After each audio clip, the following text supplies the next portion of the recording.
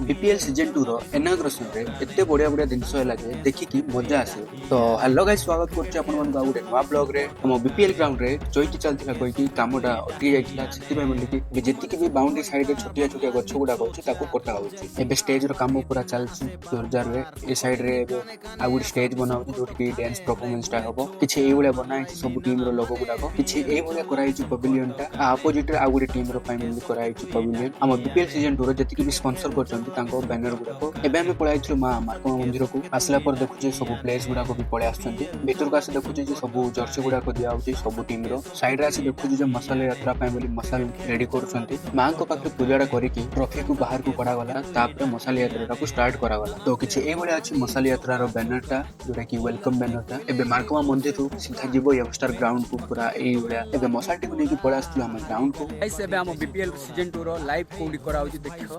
किछि ए भलिया अछि एटर सेटअप पूरा। एटरो स्ट्रीम टा स्टार्ट हबो। आउ किछि ए भलिया अछि एटर व्यू टा। परफॉर्मेंस राम भाई बॉलिंग करले मार भाई ताली राजेश भाई।